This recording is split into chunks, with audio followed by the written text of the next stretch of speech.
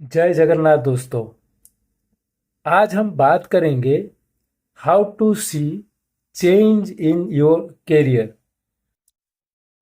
देखिए, जब हम कैरियर की बात करते हैं तो it is not like a day or two. It is a period of like around 35 years.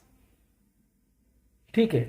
And ये जो मैं करियर की बात कर रहा हूँ, it is not about business, it is about service. When you are doing a service, आप जब सर्विस में हो, ठीक है, एंड वहाँ पर आपका करियर में चेंजेस कैसे आपको देखना है। ठीक है। तो अगर इसको थोड़ा इन डिटेल एनालाइज करेंगे तो आज के डेट में अगर आप इफ़ यू आर प्रैक्टिस ज्योतिष, तो देखोगे जितना क्लाइंट आते हैं अराउंड 40% उनका करियर का इशू रहता है, 40% मैरिज का रहता है एंड 20% हेल्थ का रहता है। नॉर्मली अगर 100% आप कंसल्टेशन एक दिन में करते हो 100, तो अराउंड 40 आपका करियर का इशू रहेगा। ऑफिस पॉलिटिक्स हो रहा है या ऑफिस में कुछ चल रहा है, प्रमोशन नहीं मिल रहा है, पैसा नहीं मिल रहा है। ठीक है। और जो 40% का होगा मैरिज रिलेशनशिप का इश्यूज है, मैरिज नहीं हो रहा है। ठीक है। और 20% जो होता है हेल्थ इश्यूज, लाइक खुद का हेल्थ इशू है या फैमिली की मेंबर का किसी का हेल्थ इशू है। ठीक है। तो ये तीन ब्रॉड एरियाज, वहां पर आज हम बात करेंगे करियर के बारे में एंड करियर का ट्रांजिशनल फेज के बारे में। ठीक है। तो पहला चीज है, हमको कौन सा हाउस को फोकस करना है। देखो, जब हम प्रोफेशन की बात करते हैं तो 10th house is one of the most important house. इसमें कोई दोहरा नहीं है। अगर 10th हाउस में आपका मेलिफिक्स है, देन डेफिनेटली आपका 10th हाउस मतलब प्रोफेशन में मेलिफिक है, then you will have that kind of experience. ठीक है। अगर वहां पर बेनिफिक है तो somehow you will get good experience in your work field, work environment. Environment की बात करेंगे तो rashi is more important as compare to planet. Like आपका अगर सजिटेरियस का साइन है, वहां पर कोई प्लैनेट नहीं है, 10th हाउस में कोई प्लैनेट नहीं है, पाइसिस एसेंडेंट है, सजिटेरियस का साइन है। तो देखिए, सजिटेरियस साइन ये जो लॉर्ड हो गया जुपिटर, तो आपको सजिटेरियस साइन मतलब नॉलेज उसका, आपका जो एनवायरमेंट रहेगा मैंने 10th हाउस का, मतलब आप जहां पर भी काम करोगे वहां पर you will find A number of knowledgeable people. ठीक है। अगर स्कॉर्पियो असेंडेंट की बात करेंगे तो 10th हाउस हो गया लियो का लॉर्ड हो गया सन। तो definitely Leo shows creativity, but at the same time as sun shows ego, तो ईगो इश्यूज और पॉलिटिक्स इशू, पॉलिटिकल थिंग्स आपके ऑफिस में होने वाले हैं। ठीक है। तो यही 10th हाउस का जो साइन है वो एनवायरमेंट को शो करता है। अगर लिब्रा किसी का 10th हाउस में है, जैसे कि कैप्रिकॉन एसेंडेंट का लिब्रा 10th हाउस है, तो 10th लिब्रा का मतलब है there has to be a balance. मतलब आप देखोगे दिस पीपुल का जो ऑफिस का एनवायरमेंट वो काफी बैलेंस रहता है। वो ऐसे एनवायरमेंट में काम करते हैं वेयर पीपुल आर मैंने बैलेंस, एक बैलेंस्ड वे में बिहेव करते हैं। ठीक है। एंड उस तरीके का हर एसेंडेंट, हर लग्न का 10th हाउस में जो साइन है वो आपका ऑफिस का एनवायरमेंट काम करेगा। कोई स्कॉर्पियो है तो there has to be they will deal with like big machinery में बहुत हार्ड वर्क करना पड़ेगा उनको। उनका एनवायरमेंट भी वैसा है। अभी वहां पर एक प्लैनेट आ जाएगा तो वो प्लैनेट अपना फ्लेवर दिखाएगा उधर। लाइक जुपिटर आ गया 10th हाउस में, तो डेफिनेटली जैसे कि मान लो एक्वेरियस में आपका जुपिटर आ गया 10th हाउस में, तो उसमें क्या होगा, आप देखोगे वो एनवायरमेंट उस तरीके का होगा where people are dealing with large machineries, but this person will act like a adviser.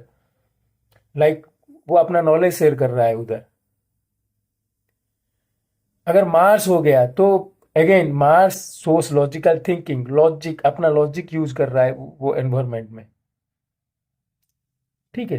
तो उस तरीके से आपको 10th हाउस को पहले देखना है, उसके बाद कौन सा प्लैनेट उधर आ रहा है उसी तरीके से उसको जज करना है। तो आज का जो मेन सब्जेक्ट है जो transitional phase in your career वो आपको कैसे देखना है। पहला है ट्रांजिशनल फेज, आपको ट्रांजिशनल फेज कैसे देखना है। दूसरा है उसका एक्सपीरियंस। ये दो चीज है, पहला है आपका ट्रांजिशनल फेज होगा या नहीं होगा, दूसरा है वो जो होगा उससे आपको एक्सपीरियंस कैसा मिलेगा। ठीक है, तो पहला है आपका फिफ्थ हाउस, 10th से 8th हाउस बन गया फिफ्थ हाउस। तो fifth house shows your sudden changes in your career. आपका कैरियर में जो भी सडन चेंजेस है वो आपका फिफ्थ हाउस से आपको मिलेगा। ठीक है, because it is 8 to the 10th house. ठीक हो गया। इसीलिए अगर फिफ्थ हाउस का जो लॉर्ड है उसका दशा, अंतरदशा, प्रत्यंतर दशा में there is a chance of major transitional phase in your career. ये पहला रूल है। दूसरा है, आप देखिए 10th lord somehow it is connected with fifth house. तो अगेन 10th लॉर्ड का दशा अंतरदशा में you will get transitional phases.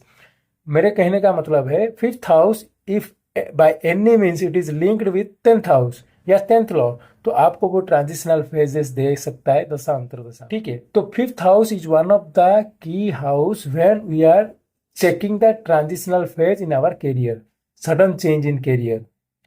Rahu, Rahu अगर आपका 10th लॉर्ड के साथ बैठा है तो it can give you sudden changes, क्योंकि राहु का जो है वो है सडन थिंग करेगा, आप प्रेडिक्ट नहीं कर पाओगे।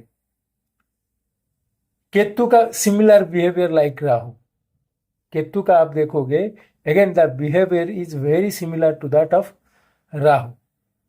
ठीक है, राहु एंड केतु में, केतु का पीरियड में आप ऐसा फेज आएगा करियर में, केतु का इन्फ्लुएंस अगर है 10th हाउस, 10th लॉर्ड या फिफ्थ हाउस के साथ, फिफ्थ लॉर्ड के साथ, तो आपको लगेगा योर मतलब एवरीथिंग इज ड्राइड आउट, कुछ नहीं है, कहीं से भी आप सपोर्ट आपको मिल नहीं रहा है।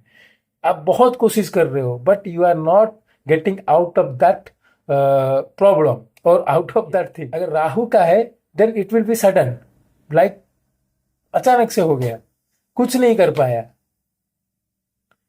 केतु का है, मेन केतु का जो है dissatisfaction and you will not get support वो फेज में। ठीक है, तो देखिए बहुत सारा प्लैनेट थोड़ा थोड़ा फ्लेवर देंगे, बट आप याद रखिए fifth house is one of the key house and specifically D10 का दशमांश का fifth house is very important when we are talking of career changes. इसलिए हमारा बोला गया है अगर आप कैरियर में चेंज लाना चाहते हो, if you want intentionally to make a change in your career, तो 10th हाउस जो दशमांश में है वो हाउस मतलब वो साइन जो है उसका ज्योतिर्लिंग का मंत्र कीजिए। Like if your 10th house, fifth house जो D10 चार्ट में है वो जो साइन में है उसका ज्योतिर्लिंग का मंत्र आपको करना है। हाउस एरीज है तो जो ज्योतिर्लिंग लिंक्ड है रामेश्वर, एंड मंत्र हो गया नमः शिवाय नमः रामेश्वराय। अगर टॉरस है तो मंत्र हो गया नमः शिवाय नमः सोमनाथाय।